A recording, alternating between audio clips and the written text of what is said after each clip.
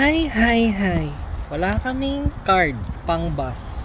Kaya maglalakad kami. Hindi naman totoo yung tatap daw yung card sa cellphone. Tapos magre-reload yung Presto. Kaya bagsak namin, maglalakad kami.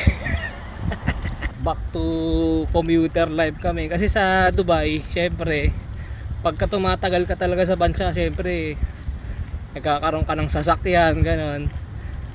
Kuha ka lisensya. Ngayon, syempre lumipat kami ng Canada. Lumipat kami ng Canada, back to zero.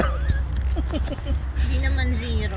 Hindi naman zero. I mean at least yung Dubai naging training ground namin papunta dito sa Canada. Pero ayos lang naman kasi at least mas okay yung weather dito kumpara sa Makakapaglakad-lakad na tayo. Oo, kumpara sa Dubai kasi grabe doon ang init doon, super. At least dito medyo presko pa pero mainit pa din. Ayun, naka-shorts nga lang kami. Mainit.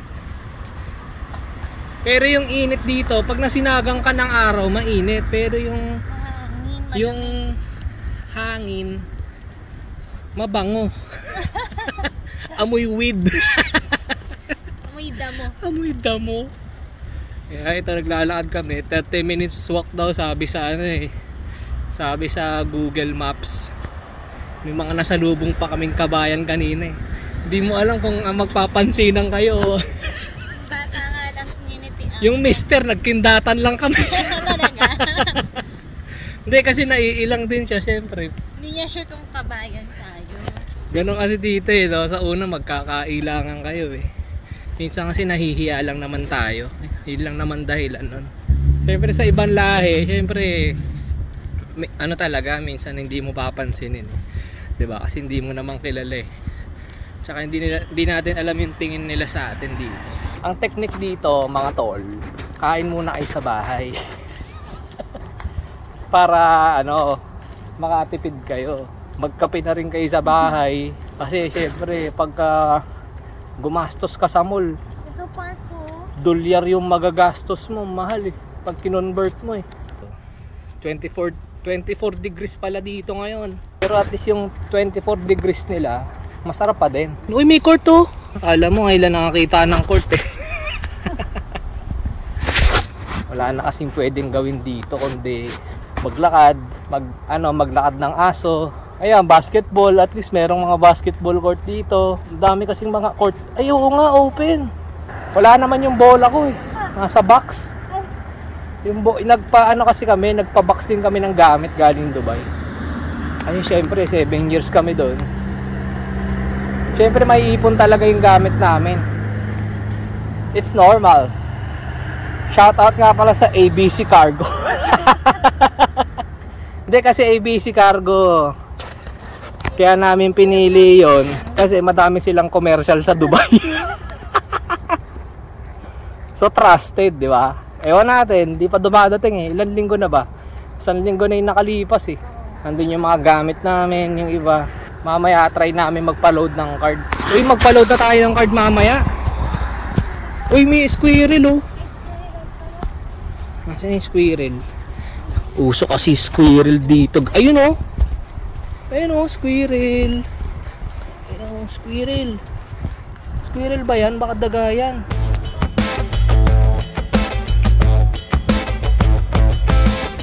Malapit na kami.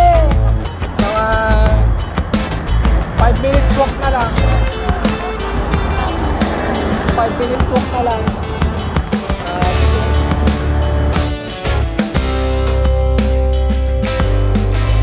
Time kasi namin maglo-load kaya medyo nag-a-adjust pa kami. Ito, 20 sakto. Oops. Yung tinanggap. Tinanggap doon. Kapag-load na din kami ng card namin.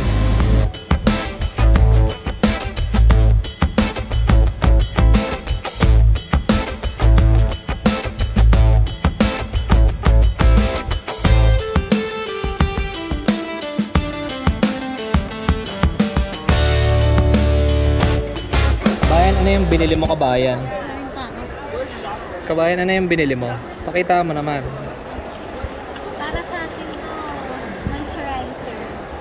Yung brand. Ordinary. Tapos, ano nakuha mo? Right lady. Mall dito parang ano lang talaga, no? Dera City Center. Para lang, wala, parang di naman kami lumayo ng Dubai. Yung mga paninda, ganun pa din. Yung mga tao, ganun pa din. May mga naiba lang sa tao, mas umunti yung mga ano dito. Kasi yung mga local, ano ba tao? Yung mga Muslim people, mas umunti. Mas madami yung mga puti dito, tsaka Chinese, Indian, ang dami. Tsaka yung Pinoy, ilan lang eh. Tax $3. Binili lang namin alcohol, food spray, tsaka tubig. Ano na-order mo? Dami yata. Puro Chinese food dito eh.